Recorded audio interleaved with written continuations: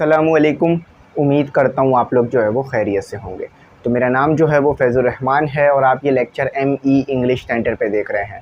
तो देखें, आज बहुत ही इम्पोर्टेंट टॉपिक पढ़ना है और मैं कह सकता हूँ कि इस टॉपिक के पेपर में आने के 70 से 80% तक चांसेस हैं, क्योंकि इसमें डेरिवेशन भी है, न्यूमेरिकल भी है और सबसे मेन टॉपिक है ये चैप्टर 14 का। और आज ही हमारा चैप्टर 14 कंप्लीट होगा। टॉपिक कौन सा है? Capacitor and capacitance. बहुत ही इंपॉर्टेंट टॉपिक है, फिर बता रहा हूँ। ये सिर्फ जो है वो 9 के और 10th के पॉइंट ऑफ व्यू से इम्पॉर्टेंट नहीं है, बल्कि फर्स्ट ईयर, सेकंड ईयर और जो आपका एंट्री टेस्ट होगा यूनिवर्सिटी का, उसके पॉइंट ऑफ व्यू से भी इम्पॉर्टेंट टॉपिक है। तो मैं यहाँ पर आपसे कहूँगा कि अगर आप ग्रुप में ऐड नहीं हुए हैं तो ग्रुप में ऐड हो जाइएगा। व्हाट्सएप नंबर स्क्रीन पर आ रहा होगा, उस पर कॉन्टैक्ट कीजिएगा। हमारी ग्रुप की जो फ़ीस है वो सालाना 1500 है, जिसमें आपको तमाम सब्जेक्ट के नोट्स, लेक्चर्स, फिज़िक्स, मैथमेटिक्स और इंग्लिश के, और जो है वो gas paper, model paper solve और टेस्ट सेशन मिल जाएंगे। तो कांटेक्ट कर लीजिएगा, ग्रुप में हम आपको ऐड कर लेंगे। सबसे पहले तो मैं आपको यहाँ पर ये भी कहूँगा कि आप कॉपी पेंसिल ले लीजिए, क्योंकि मैं जो है वो पूरी न्यूमेरिकल्स और तमाम चीज़ें सॉल्व करवाऊँगा आपको यहाँ पर। तो देखिए, सबसे पहले देख लीजिए कैपेसिटर होता क्या है। कैपेसिटर एक प्योरली जो है वो आपके पास एक ऐसी डिवाइस है जो कि सर्किट के अंदर, एक ऐसा इंस्ट्रूमेंट है जो कि सर्किट के अंदर इस्तेमाल होता है। कैपेसिटर का काम क्या होता है? कैपेसिटर का काम होता है चार्जेस प्रोवाइड करना। कैपेसिटर का क्या काम है? चार्जेस प्रोवाइड करना। आपने सर्किट्स देखे होंगे अक्सर। अगर आप जो है वो कंप्यूटर का मदरबोर्ड खोलें, या अगर आपने टीवी का मदरबोर्ड देखो, यानी टीवी के अंदर जो बोर्ड लगा होता है, इलेक्ट्रॉनिकल सर्किट लगा होता है, उसको अगर आप देखें तो उसके अंदर कैपेसिटर, रेजिस्टर और बहुत सारी चीज़ें इस्तेमाल हो रही होती हैं, जिसमें कैपेसिटर जो है आपके पास वो बहुत ज़्यादा इस्तेमाल हो रहा होता है। कैपेसिटर, अगर आप पंखे के नीचे बैठे हैं तो पंखे के अंदर भी लगा होता है, लेकिन वो थोड़ा बड़ा कैपेसिटर होता है। और अगर जो सर्किट्स में इस्तेमाल हो रहे होते हैं कैपेसिटर, वो छोटे छोटे से कैपेसिटर्स होते हैं।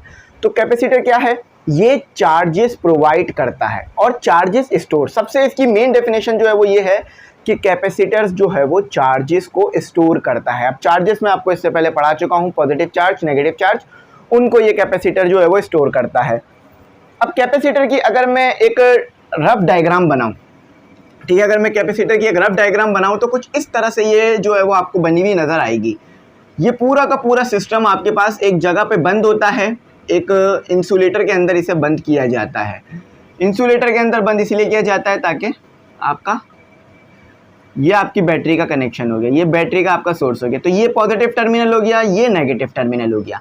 अब बहुत से बच्चे बोल रहे थे कि पॉजिटिव टर्मिनल क्या? पॉजिटिव टर्मिनल यानी हाई पोटेंशियल, नेगेटिव टर्मिनल यानी low potential, according to conventional belief. ठीक है, कन्वेंशनल बिलीफ ये है कि जो पॉजिटिव टर्मिनल होता है वो हाई पोटेंशियल होता है। ये आपके पास लगा हुआ है कैपेसिटर, कैपेसिटर, इसको डायग्राम को बनाइएगा। ये आपके पास कैपेसिटर है, दो प्लेटें होती हैं इसमें बेसिकली, और एक आपके पास वोल्टेज होता है, सोर्स होता है। ठीक है, अब ये सोर्स ये है V। अब ये सोर्स कितने भी वोल्टेज का हो सकता है, यानी जितने वोल्ट आपको चाहिए एक कैपेसिटर को चार्ज करने के लिए, ये उतने वोल्ट का आप ले सकते हैं। फॉर एग्जांपल, आपको 10 वोल्ट चाहिए कैपेसिटर चार्ज करने के लिए, 25 वोल्ट, 50 वोल्ट, 1000 वोल्ट, तो ये उसके मुताबिक यहाँ पर आप सोर्स बैटरी लगा लेते हैं। फॉर एग्जाम्पल, इसको इस तरह समझिए कि अगर आपको एक फ्रिज चलाना है, एक बड़ा फ्रिज चलाना है, तो आपको एक ख़ास अमाउंट में उसको करंट और वोल्टेज प्रोवाइड करना पड़ेगा, जब भी वो चलेगा। और इसी तरह से अगर आपको एक बिल्कुल छोटा सा बल्ब जलाना है, तो उस छोटे से को बल्ब जलाने के लिए आप उसको डायरेक्ट बोर्ड में तो नहीं लगा देंगे, क्योंकि वो तो बहुत छोटा सा बल्ब है, तो उसको बहुत ही कम एनर्जी चाहिए होगी और बहुत ही कम वोल्टेज चाहिए होगा, जिससे वो जो है वो बल्ब चल जाएगा, जालू जो है वो जल नहीं जाएगा, चलने लग जाएगा, ग्लो करने लग जाएगा। तो इसी तरह से अगर आपको मुख्तलिफ कैपेसिटर को चार्ज करना है तो मुख्तलिफ जो है आपको वोल्ट की बैटरी और सोर्स चाहिए होगा। फॉर एग्जांपल, यहाँ पर मैंने V लिखा है, आप चाहें तो इसे B भी लिख सकते हैं, जिससे आपको पता चले बैटरी। ठीक है, अच्छा, अब होता क्या है, पॉजिटिव चार्ज जो है यहाँ से आपके पास इधर आके डिपॉजिट होना शुरू हो जाते हैं। पॉजिटिव चार्ज यहाँ पर आके क्या होता है, डिपॉजिट होना शुरू हो जाते हैं, और यहाँ से आके नेगेटिव चार्ज डिपॉजिट होना शुरू हो जाते हैं। ठीक है, अब ज़रूरी नहीं है कि पॉजिटिव चार्ज राइट एंड पे डिपॉजिट होगा या नेगेटिव चार्ज लेफ्ट एंड पे डिपॉजिट होगा या लेफ्ट प्लेट पे जो है वो डिपॉजिट होगा। यहाँ पर एक पॉइंट लिखिए, कैपेसिटर कंसिस्ट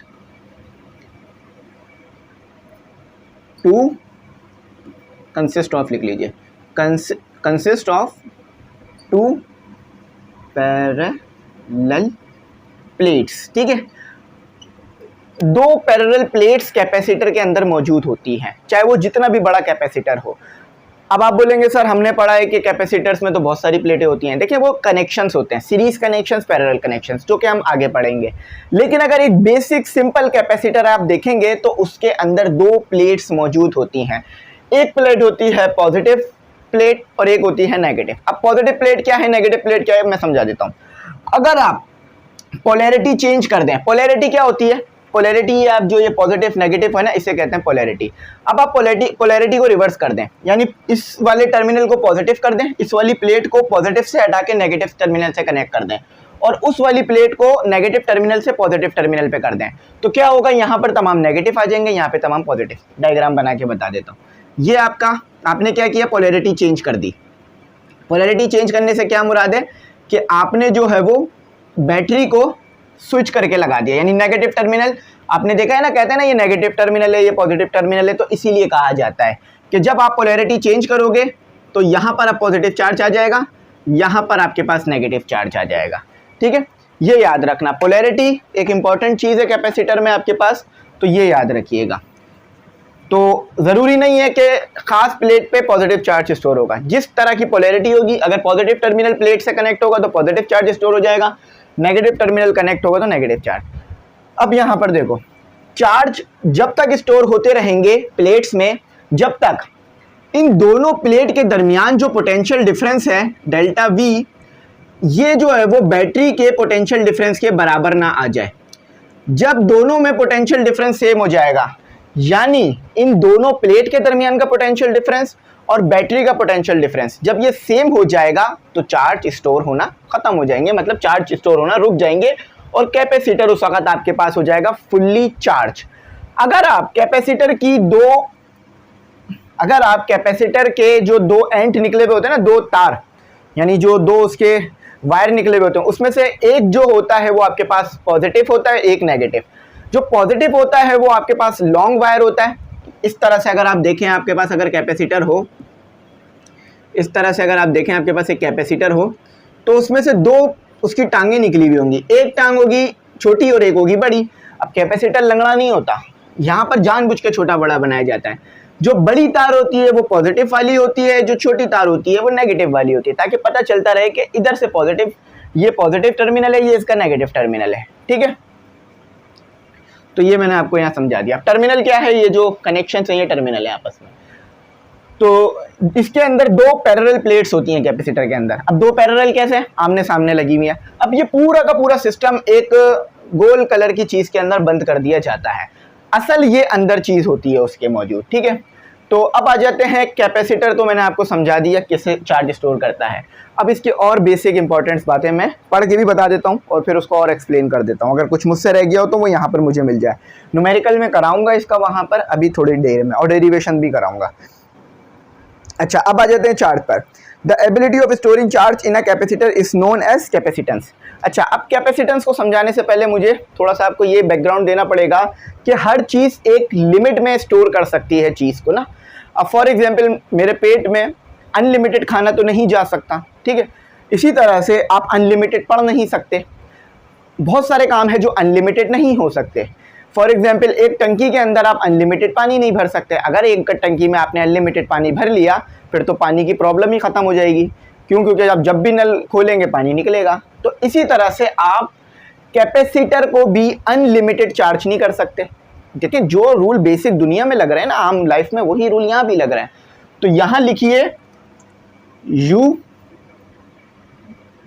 इसको सही करते हैं, you can not charge capacitor unlimited, ठीक है। तो आप जो है वो अनलिमिटेड कैपेसिटर को चार्ज नहीं कर सकते, या उसको जो है वो ऐसा नहीं है कि वो अनलिमिटेड चार्ज हो जाए। एक हद तक ही जो है वो ये चार्ज होगा, इसकी भी एक लिमिट होगी। अनलिमिटेड आप इसे चार्ज नहीं कर सकते। You can not charge capacitor unlimited, ठीक है। ये मैंने अपने पास से पॉइंट लिखवाया है। तो कैपेसिटर एक खास अमाउंट में चार्जों को स्टोर करेगा। ऐसा नहीं है कि जितने भी चार्ज दो वो स्टोर कर लेगा। एक कमरे में जितना भी सामान रखो आ जाएगा, ऐसा नहीं है ना, जितनी स्पेस मौजूद है उतना ही आएगा। फॉर एग्जाम्पल अगर किसी कमरे का वॉल्यूम है 2 तो आप उसके अंदर 3 वॉल्यूम ला सकते हो? नहीं, ये तो गलत होगा। जब 2 वॉल्यूम है तो 2 वॉल्यूम तक का सामान ही उसके अंदर आ सकता है। तो इसी तरह कैपेसिटर भी है। अच्छा, अब यहाँ पर समझिए कि उसके चार्ज को स्टोर करने की सलाहियत को कैपेसिटेंस कहते हैं, कि कितना चार्ज, कितनी एबिलिटी है इसमें चार्ज स्टोर करने की, उसे क्या कहा जाता है? कैपेसिटेंस। क्या कहा जाता है? कैपेसिटेंस को फिर रिपीट कर रहा हूँ कि कोई भी कैपेसिटर कितना चार्ज स्टोर कर सकता है उसे कहा जाता है कैपेसिटेंस। लिख लो, ability of storing charge, CHARGE, charge is called, ये सब लिखिए, मैं आपको जब भी लिखवा रहा हूँ, कैपेसिटेंस, TANC, कैपेसिटेंस। ठीक है, अगर स्पेलिंग के आगे पीछे हो रही हो तो उसको सही कर लेना, वैसे मैं पूरी कोशिश करूंगा स्पेलिंग आगे पीछे ना हो। ठीक है, ये तीनों पॉइंट आपके पास लिखे होने चाहिए। अभी और पॉइंट मैं आपको इधर आगे लेके चलता जाऊंगा, लिखवाता जाऊंगा। तो ये आपने पढ़ लिया। अब यहाँ पर इसका रिलेशन क्या है? देखो भाई, जितना ज़्यादा वोल्टेज दोगे उतना ज़्यादा तेज़ पंखा चलता है ना। फॉर एग्जाम्पल आपके घर में वोल्टेज आ रहा है 200-250, अब आप इसे 500 वोल्टेज कर दो तो कितना तेज़ी में घूमने लगेगा, लेकिन फिर थोड़ी देर बाद जल जाएगा। जलेगा क्यों? क्योंकि इसमें जो कैपेसिटर लगा है पहले वो जल जाएगा। तो इसी तरह से इसका क्या फॉर्मूला होता है? Q इक्वल टू, ये Q नहीं लग रहा है, ये तो ठीठा लग रहा है, तो Q directly proportional V, Q directly proportional V। जितना ज़्यादा वोल्टेज होगा उतने ज़्यादा चार्ज स्टोर हो जाएंगे, ठीक है, तेज़ी में। अच्छा, अब यहाँ पर आपको मैं पढ़ा चुका हूँ मैथमेटिक्स में, मैंने कहा था ना कि जो मैथमेटिक्स में मैं बता रहा हूँ कि जब भी प्रोपोर्शनैलिटी का साइन या प्रोपोर्शनल का साइन हटाते हो तो कांस्टेंट आता है। तो वो कांस्टेंट क्यों आता है, इसकी वजह फिजिक्स में देखो, इसका लॉजिक देखो भाई, हर चीज़ में कुछ ना कुछ कांस्टेंट मौजूद होता है। ठीक है, जैसे कि आपका सोना कांस्टेंट है, अगर नहीं सोओगे तो नहीं चल सकते, है ना। हर इंसान को सोने की ज़रूरत है। कोई ऐसा इंसान है जो 1 हफ्ते तक ना सो के दिखा सके? हो भी सकता है कोई कर ले, लेकिन मेरे को तो अभी से ही सोच के नींद आ रही है कि 1 हफ्ते तक नहीं सोना, तो अभी थोड़ा सो जाता हूँ।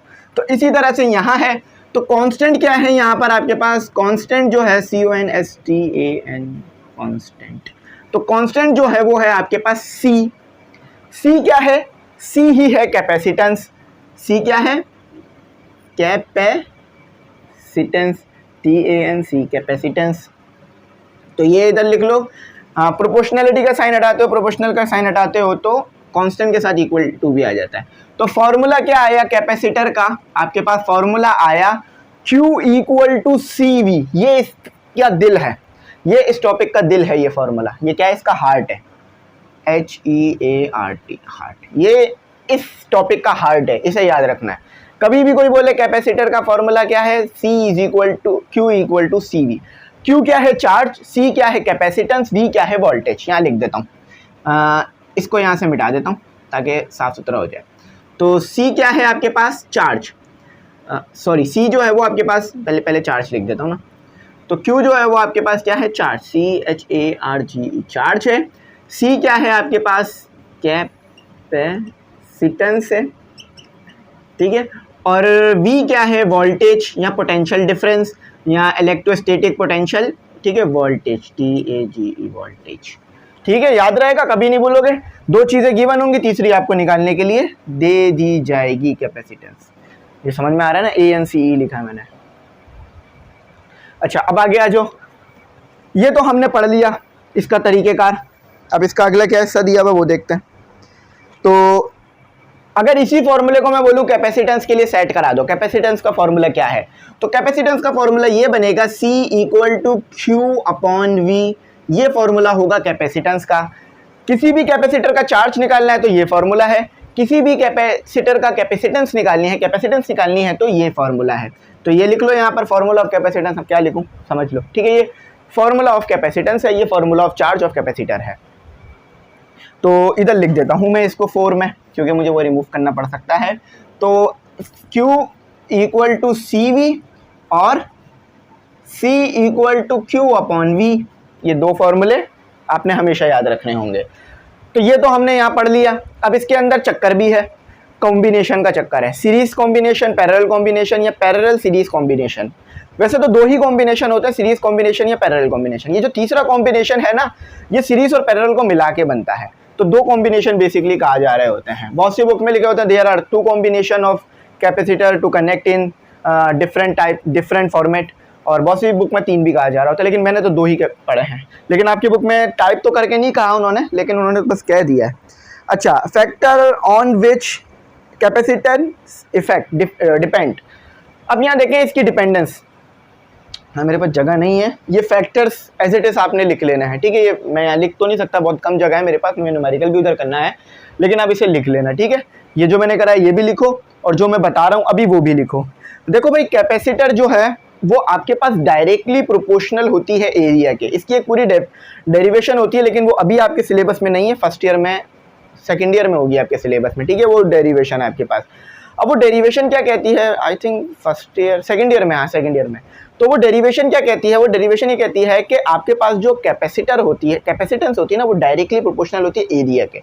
देखो बहुत सारी चीज़ें दूसरी चीज़ों पे डिपेंड करती हैं। कैसे, रात हो जाए तो क्या मतलब है, सो जाओ, सोने का वक्त हो गया। सुबह हो जाए तो क्या मतलब है, जाके काम करो, या उठ के जो अपने रोज़मर्रा के काम है, ज़रिया माश, जो अपने फाइनेंशियल कंडीशन है उसको बेहतर बनाओ। तो इसी तरह से कैपेसिटेंस भी और चीज़ों पे भी डिपेंड करती है। वो क्या है आपके पास, सी डायरेक्टली प्रोपोर्शनल ए, यानी जितना ज़्यादा एरिया होगा उतना ज़्यादा चार्ज स्टोर कर सकेगा, उतनी ज़्यादा कैपेसिटी होगी जो है वो हमारे पास कैपेसिटर की।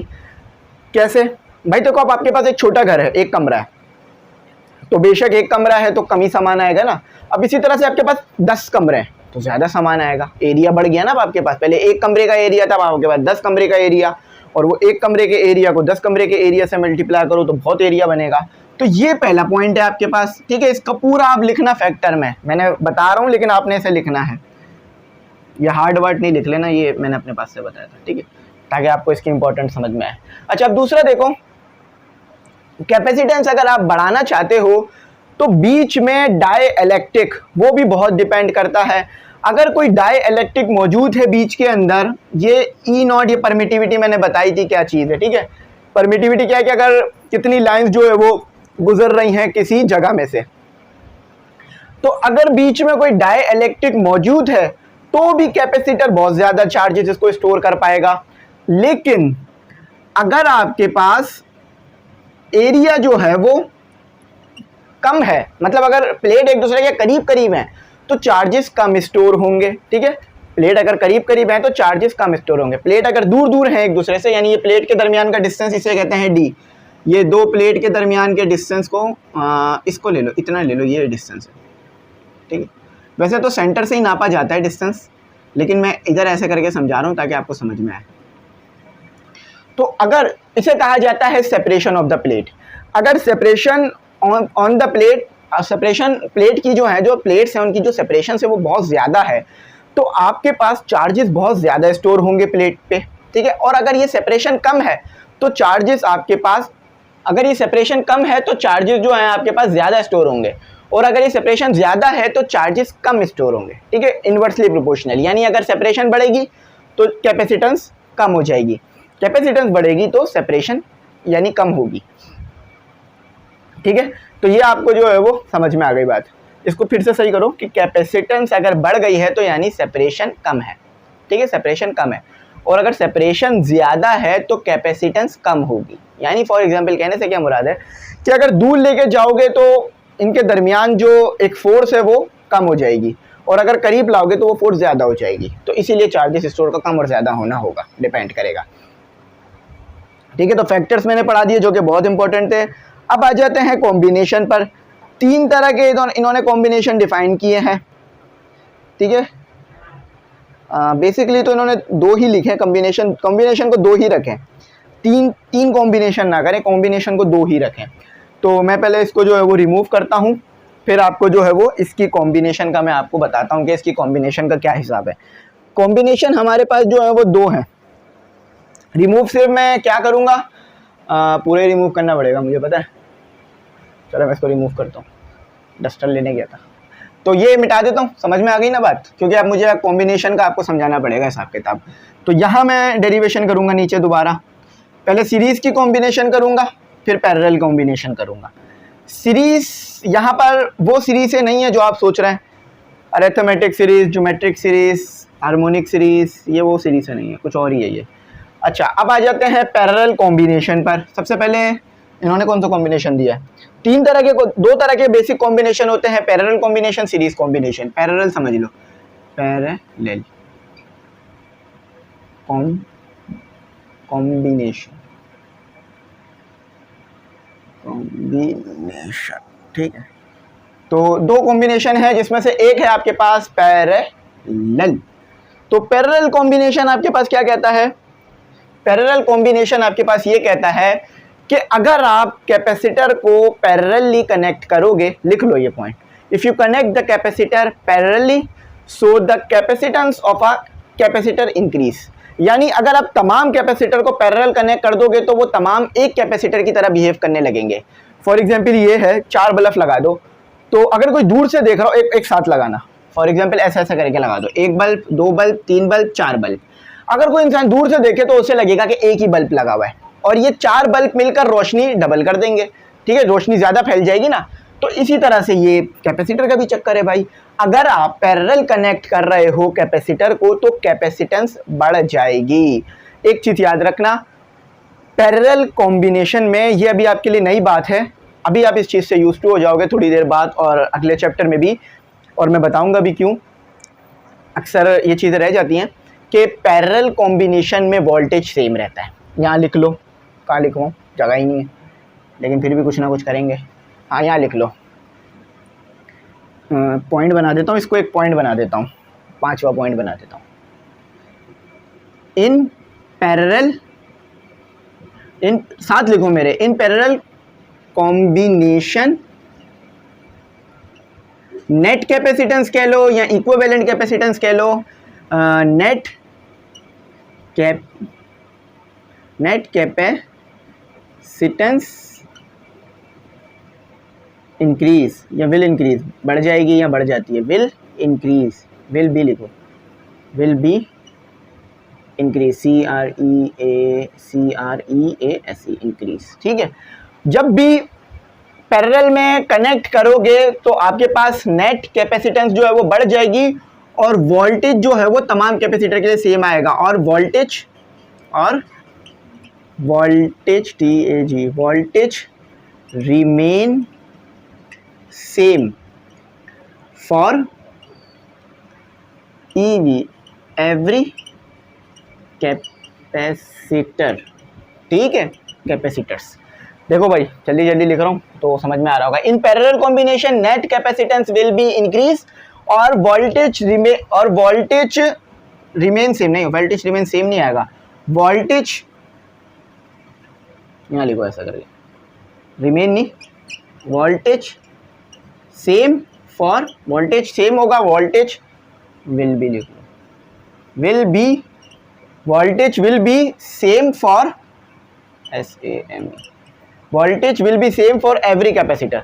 अब एवरी कैपेसिटर से क्या मुराद है मेरी, यहाँ पर देखो, यहाँ आपके पास एक कैपेसिटर है, यहाँ आपके पास दूसरा कैपेसिटर है, यहाँ आपके पास तीसरा कैपेसिटर है, और मेरे पास इंक नहीं है, तो इंक की कोशिश करते हैं, आई होप इसमें इंक हो। अब ये थोड़ा सा ना लाइट, वो थोड़ा सा पतला पतला लिखेगा क्योंकि ये नया मार्कर है। ये आपके पास एक कैपेसिटर है, ये आपके पास दूसरा कैपेसिटर है, ये आपके पास तीसरा कैपेसिटर है। ये C1 है, यहाँ नहीं लिख सकता मैं, ठीक है, क्योंकि मुझे यहाँ इसका भी, ये C1 है, ये C2 है, ये C3 है। तो ये क्या है, आपके पास पॉजिटिव टर्मिनल है, और ये क्या है, ये भी पॉजिटिव टर्मिनल है, ये भी। अच्छा, कैपेसिटर को अगर साइन बना के शो करना चाहो तो ऐसे शो किया जाता है, सिंबल के तरीके से, ऐसे दो पैरेलल लाइन आपस में बना दी जाती है, दो के कैपेसिटर को डिफाइन करती है कि ये कैपेसिटर है, ठीक है। अगर मैं आपको ये लिख के दे दूं कि आपके पास एक ये है, तो इसका क्या मतलब है, ये है से कैपेसिटर है, ठीक है। तो ये दो पैरेलल लाइंस, तो यहाँ भी देखो दो पैरेलल लाइंस बना रहा हूँ मैं, ठीक है, और ये आपस में कनेक्ट हो गई, और ये पूरा का पूरा सिस्टम एक बैटरी से कनेक्ट होगा, एक वोल्टेज से कनेक्ट होगा। बैटरी के लिए क्या बनाते हो, एक बड़ा टर्मिनल और एक छोटा, ये जो आपके पास होता है ना पॉजिटिव एंड और नेगेटिव एंड, इसे टर्मिनल कहा जा रहा होता है। तो देखो भाई ये वाला आपके पास पॉजिटिव होगा, याद रखना कैपेसिटर में मतलब पैरेलल कॉम्बिनेशन में पॉजिटिव एंड से कनेक्ट हो जाता है।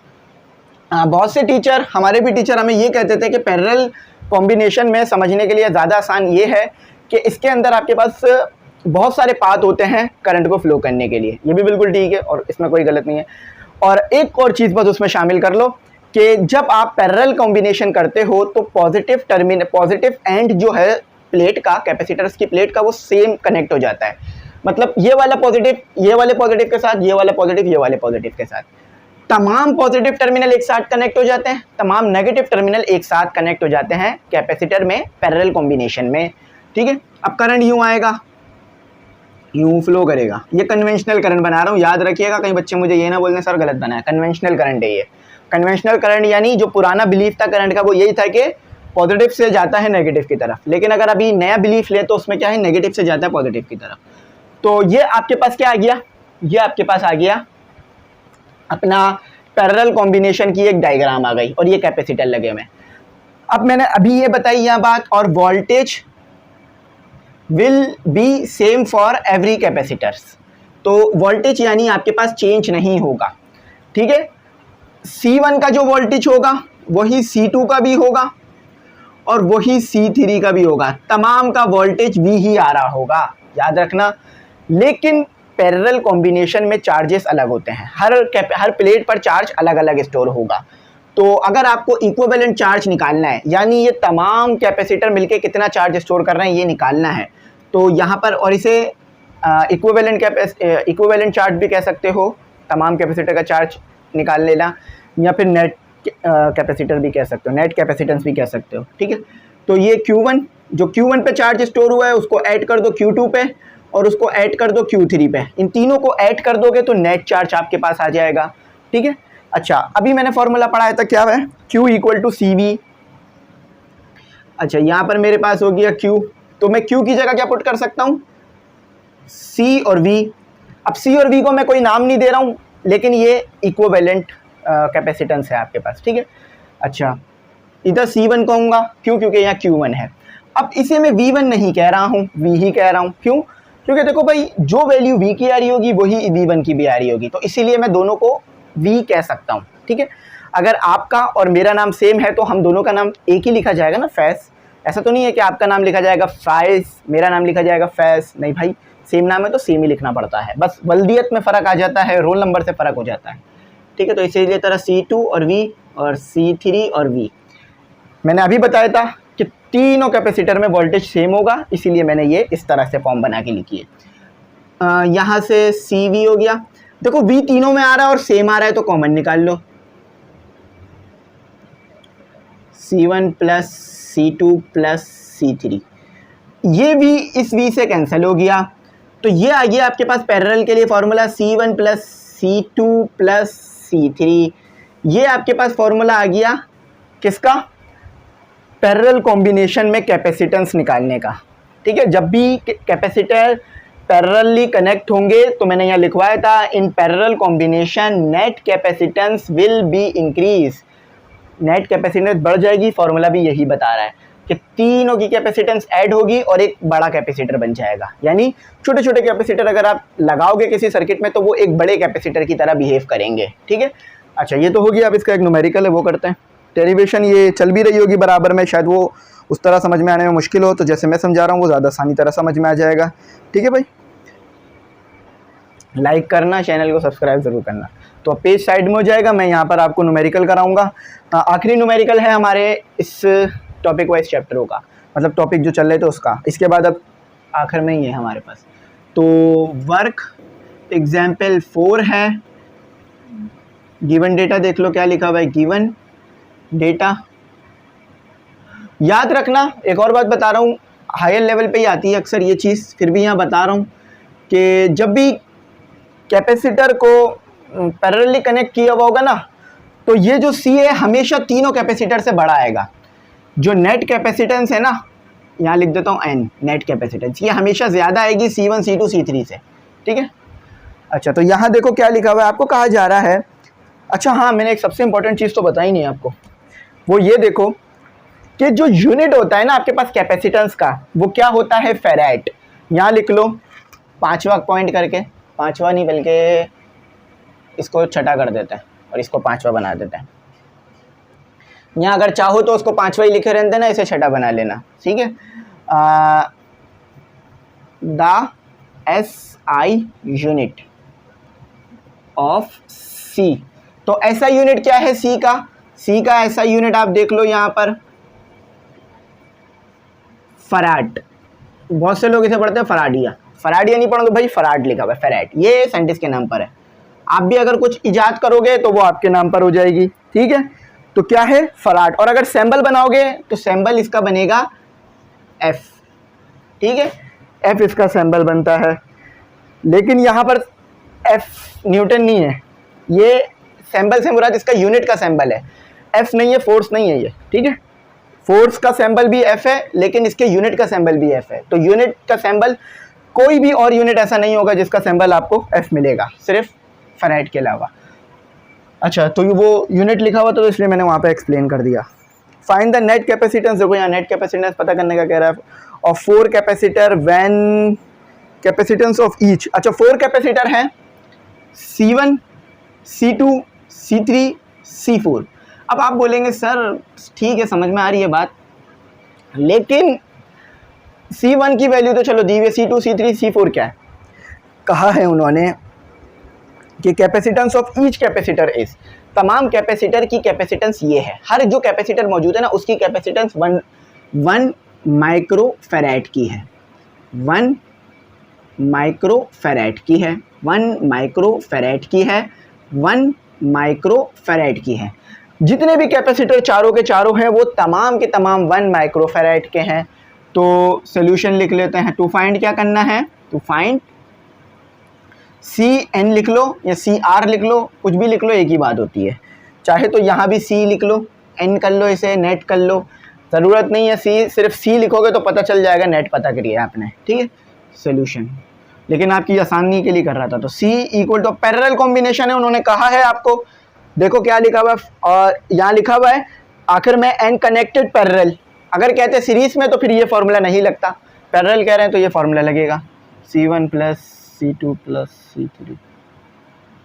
C1 क्या है 1 और C2 क्या है 1, C3 क्या है 1, C4। अच्छा देखो, ये फॉर्मूला तो मैंने 3 कैपेसिटर के लिए लिखा था, अगर 5 कैपेसिटर भी आ जाए ना तो आप क्या करना, प्लस C4 प्लस C5 कर देना, ठीक है। तो 4 कैपेसिटर है, तो ये कितना हो गया, 4 माइक्रोफराड। इसको ऐसे लिख लो तो भी बेहतर है, अगर ऐसे लिखना चाहो प्रीफिक्स हटाकर तो ऐसे लिख लो 4 मल्टीप्लाई 10 की पावर -6 फराड, ठीक है, फराड हो गया। ये आपका था न्यूमेरिकल। अब आपके पास इसमें एक चीज़ और है, वो है आपके पास सीरीज़ कॉम्बिनेशन। अब सीरीज़ कॉम्बिनेशन में यहाँ पे लिखवा देता हूँ, यहाँ करा देता हूँ। अच्छा, सीरीज़ कॉम्बिनेशन में याद रखना नेट कैपेसिटेंस कम हो जाती है, और क्योंकि जो बीच वाले कैपेसिटर्स के प्लेटें होती हैं वो इग्नोर कर देता है कैपेसिटर। अब ये थोड़ा सा आगे की चीज़ है, लेकिन अभी समझाऊंगा इंशाल्लाह ताकि बात अच्छी तरह समझ में आ जाए। क्योंकि अगर आप किसी की मदद कर रहे हैं ना, कि आप किसी को कुछ दे रहे हैं तो पूरा दें। मतलब फॉर एग्जांपल अगर किसी को आप पानी पिला रहे हैं तो ऐसा नहीं है एक गुट पिलाएं और छोड़ दें। अब आप बहुत प्यासे हैं, अच्छी तरीके से प्यास लगी हुई है, समझ लें रोज़ा रखा है आपने पूरा दिन, ठीक है, और फिर अब अफ्तारी का टाइम है। अब अफ्तारी के टाइम पे मैं आपको बिल्कुल थोड़ा सा पानी दे दूं तो आप कितना हड़बड़ा जाएंगे, कितना आपको अजीब सा लगेगा, मुझे कितनी प्यास लग रही है और पानी नहीं मिल रहा। इसी तरह से अगर कोई इल्म किसी को सिखा रहा है तो वो कोशिश करे पूरा सिखाए। पूरा सिखाने से मतलब जितना उसे आता है उतना बता दे, ताकि आप दूसरे की ज़रूरत को पूरी कर दें। अक्सर कभी कभार ये होता है कि नहीं बताने से नहीं समझ में आती चीज़, तो इसीलिए मुझे जितना आता है मैं तो अपनी तरफ से पूरा बताऊंगा, और जो नहीं आता था वो आपको पढ़ाने के लिए मैंने थोड़ा बहुत और भी सीख लिया था ताकि और अच्छा बता दूँ। हाँ, मेरी भी जो नॉलेज है वो नाकिस है, नाकिस यानी महदूद है, बहुत कम है, बहुत ही कम है। एक नॉर्मल स्टूडेंट, मैं हमेशा यही बोलता हूँ कि जो मेरी तालीम है या जो मेरा मयार है तालीम का, या जो तालीम मैंने हासिल की है एक नॉर्मल स्टूडेंट है उससे भी वो कम है मेरे पास। लेकिन जितनी भी है और जैसी भी है मैं आप तक पहुंचा देता हूं, आप उसको पिक करा करें और आगे और सीख लिया करें, फिर मुझे भी बता दिया करें, मैं भी सीख लूँगा आपसे, ठीक है। मुझे कोई मसला नहीं होगा अगर आप में से कोई कुछ मुझे बताए कि सर ये इस तरह से है, क्योंकि मैं अपने आप को ये नहीं समझता कि मुझे सब आता है। मैं ये समझता हूँ मुझे बस इतना आता है कि जो कि कुछ भी नहीं है, मुझे कुछ नहीं आता, बस इतना मुझे पता है, तो इससे मुझे सीखने में आसानी रहती है। तो बस ये इसलिए बता रहा हूँ ताकि आप समझ लो। अच्छा भाई देखो, मैंने बता दूँ, यहाँ लिख लो, इन सीरीज़ के लिए लिख लो, in series combination net capacitance will be decrease. अब आप ये नहीं बोलेगा सर आप पढ़ के आ रहे हो लिखा हुआ क्या है, मैं बता रहा हूँ सीरीज के लिए ये लिखो। और वोल्टेज हटा के लिखना charge will be same for every capacitor. क्या करना है, यहाँ पर सीरीज लिखना है, ठीक है, और यहाँ पर जो है वो क्या लिखना है, डिक्रीज लिखना है, और यहाँ पर क्या लिखना है, चार्ज लिख लेना है। ये पूरी डेफिनेशन चली जाएगी सीरीज के लिए आपके पास। अब मैं ये पूरी डेफिनेशन उठा के यहाँ नहीं रख रहा हूँ, लेकिन मैं आपको समझा रहा हूँ। लिख दूँ क्या? आपका दिल कह रहा है कि लिख दें, चले भाई लिख देते हैं। अक्सर ये मेरे साथ भी होता है, टीचर समझाता है बेटा ये कर लो, फिर आखिर में सवाल होता है मिस या सर कैसे करना है, तो वो इतना गुस्सा हो जाता है टीचर कि अभी तो पता है बेटा आपको। तो गलती टीचर की भी नहीं है, अब समझ नहीं आती ये बात कि क्या करना था क्या नहीं करना था, तो बस ये है। तो आप लोग बोल रहे होंगे सर आप करवा दे, तो मैं करवा ही देता हूँ, ठीक है। राइटिंग मेरी थोड़ी सी ख़राब है, कॉम्प्रोमाइज़ कीजिएगा। डिक्रीज, DECREAS, डिक्रीज, और charge, CHARGE, charge will be, उधर वोल्टेज सेम था, इधर क्या सेम है, चार्ज सेम फॉर एवरी की वजह एनर्जी हो जाएगा ये तो, EVERY, एवरी कैपेसिटर। मैं ऐसी राइटिंग लिखता हूँ कि किसी भी बच्चे को लिखने में कोई प्रॉब्लम होगी नहीं, आई होप। अब इसकी डायग्राम देखो कैसे होती है। सीरीज कॉम्बिनेशन में नेगेटिव टर्मिनल जो है एक कैपेसिटर का, वो पॉजिटिव टर्मिनल के साथ जाकर कनेक्ट हो जाता है। बीच वाले तमाम जो प्लेटें होती हैं वो इग्नोर हो जाती हैं। फॉर एग्जाम्पल अगर ये पॉजिटिव टर्मिनल है तो ये नेगेटिव से कनेक्ट हो गया, ये नेगेटिव है तो पॉजिटिव से। बना देता हूँ, ये पॉजिटिव टर्मिनल है आपके पास, ये नेगेटिव, ये पॉजिटिव, ये नेगेटिव, ये पॉजिटिव, ये नेगेटिव, और ये एक बैटरी से कनेक्ट है, और ये बैटरी है आपके पास ये छोटी, ठीक है, ठीक है, बना दिया, हाँ सही है। मैं देख रहा था कहीं गलत खुदा ना खास्ता वहाँ पे टर्मिनल कनेक्ट हो गया, गलत कनेक्ट ना हो गया। तो ये देखो भाई एक ही पाथ है करंट फ्लो करने का, चार्ज बस इसमें स्टोर होंगे, याद रखना, चार्ज बस पहली प्लेट में स्टोर होंगे और लास्ट प्लेट में स्टोर होंगे। यहाँ लिख देता हूँ फर्स्ट, FIRST, फर्स्ट और लास्ट, ठीक है। जब भी पैरेलल में कनेक्ट करते हो तो यही वजह होती है कि नेट कैपेसिटेंस कम आती है, क्योंकि चार्ज सिर्फ पहली प्लेट में स्टोर होता है और लास्ट प्लेट में स्टोर हो रहा होता है, बाकी की जो प्लेटें होती हैं वो इग्नोर हो जाती हैं, ठीक है। ये थोड़ी सी आगे की बात थी जो मैंने बता दी आपको यूनिवर्सिटी लेवल की, इसको याद रखना, ठीक है। अच्छा, तो अभी मैंने बताया कि अगर आपको वोल्टेज निकालना है कि तमाम कैपेसिटर, अच्छा इसमें वोल्टेज हर पे अलग अलग आ रहा होगा, C1 पे अलग आ रहा होगा, C2 पे अलग आ रहा होगा, C3 पे अलग आ रहा होगा, लेकिन चार्ज सब पे सेम आ रहा होगा। जो चार्ज C1 पर आ रहा होगा वही चार्ज C2 पर आ रहा होगा, वही चार्ज C3 पर आ रहा होगा, ठीक है। चार्ज सेम, यहाँ देखो वोल्टेज सेम लिखा था, यहाँ चार्ज सेम लिख दिया मैंने।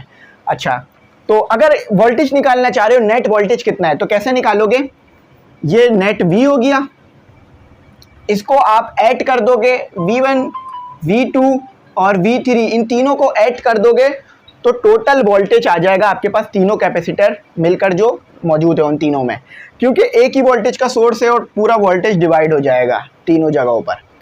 अच्छा, अब आप बोलेंगे सर यहाँ क्या करना है, तो याद करो फॉर्मूला लिखवाया था, यहीं लिख देता हूँ, Q = CV, इसको V के लिए सेट करा दो तो क्या बनेगा, Q, बल्कि V पहले लिखो, V = Q/C। अब ये जो आया है V, इसे इक्वेशन 1 में पुट कर दो, ठीक है। तो V की जगह मैंने क्या पुट कर दिया, Q/C। अच्छा, ये V1 है, मैंने अभी बताया चार्ज सब में सेम होगा तो इसीलिए चार्ज को Q1 Q2 Q3 लिखने की ज़रूरत नहीं है, वो सब में सेम है। ठीक है, तो इसको लिख दो Q1 और C और Q2 और C, Q3 और C।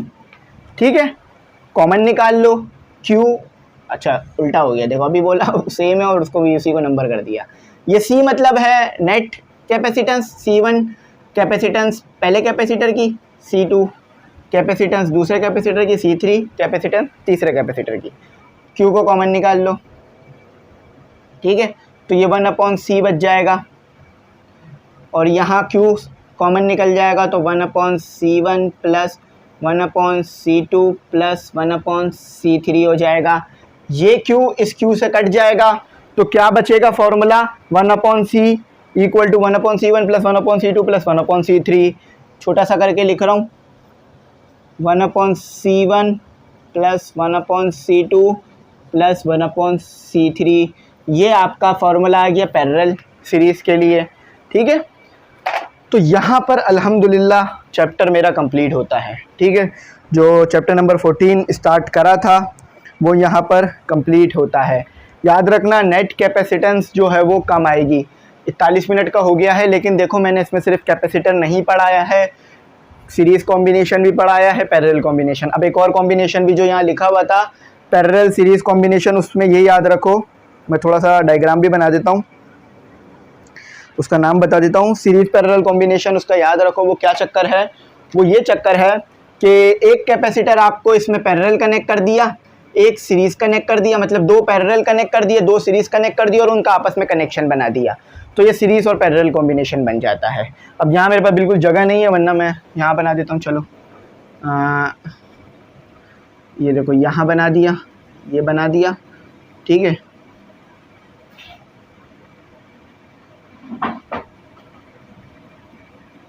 इसका कनेक्शन कर देते हैं, ये बना दिया, हाँ ये ऐसे हो गया। ठीक है, तो ये आपके पास क्या हो गया, सीरीज़ और पैरेलल कॉम्बिनेशन हो गया आपके पास। ठीक है, इधर कर देता हूँ। ठीक है, अब देखो ये वाला आपके पास क्या है, पैरेलल सीरीज़ कनेक्ट है, मतलब ये दोनों आपस में सीरीज़ में कनेक्ट हुए हुए हैं। ये वाला आपके पास पैरेलल कनेक्ट हुआ हुआ है, यहाँ पे लगा देता हूँ, तो ये इसका एक मैंने कनेक्शन बना दिया। ठीक है, तो दो सीरीज़ में लगे हुए हैं और दो आपस में पैरेलल में लगे हुए हैं। इसको बल्कि यहाँ से हटा लो, यहाँ से हटा लो, यहाँ लगा लो ताकि और अच्छा समझ में आ जाए। ठीक है, तो दो सीरीज़ में कनेक्ट हुए हैं, दो पैरेलल में कनेक्ट हुए हैं, इसी को बोलते हैं सीरीज़ और पैरेलल कॉम्बिनेशन। ठीक है, या फिर ऐसा भी हो सकता है एक सीरीज़ में कनेक्ट हो, दो पैरेलल कनेक्ट हो, तो इसी को सीरीज़ पैरेलल कॉम्बिनेशन कहा जाता है, जिसमें आपको पैरेलल कॉम्बिनेशन भी नज़र आ रहा होता है, ऐसा कॉम्बिनेशन भी नज़र आ रहा होता है और ऐसा कॉम्बिनेशन भी नज़र आ रहा होता है। तो आई होप मेरी बात आपको समझ में आ गई होगी। मैंने पूरी कोशिश की है ये टॉपिक अच्छा एक्सप्लेन करूँ। जब भी ये टॉपिक 42-43 मिनट का हो गया है, इसमें मैंने आपको series, parallel combination, capacitor, capacitance, उनके यूनिट्स, उनके न्यूमेरिकल और मुकम्मल तमाम चीज़ें कराई हैं। बहुत बार ऐसा होता है कि आप वीडियोस देखते हैं तो मेरे हाथ गंदे हो गए, अगर आप वीडियोस देखते हैं तो उसमें ये होता है कि टॉपिक समझ तो लेते हैं लेकिन एग्जाम्पल्स नहीं होती हैं, न्यूमेरिकल्स नहीं होते, तो मैंने एग्जाम्पल्स और न्यूमेरिकल्स को भी इधर इंक्लूड किया। आप लोग चैनल सब्सक्राइब कर लीजिएगा, बेल आइकन प्रेस कर दीजिएगा, अपनी दुआओं में याद रखिएगा। ग्रुप का मैंने शुरू में बता दिया था, फिर बता देता हूँ, 1500 फ़ीस है जिसमें तमाम चीज़ें आपको मिलेंगी। ये लेक्चर वहाँ भी मिल जाया करेंगे और साथ ही साथ नोट्स, तमाम चीज़ें जो कि सॉल्व होंगी चीज़ें वहाँ मिल जाएंगी। Thanks for watching. अल्लाह हाफिज़। अपनी कीमती दुआओं में ज़रूर याद रखिएगा।